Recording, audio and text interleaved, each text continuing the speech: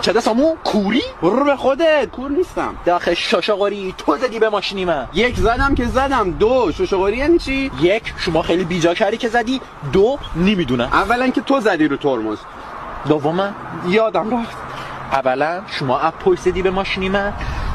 یادت رفت؟ نه یادمه ولی نمیگم.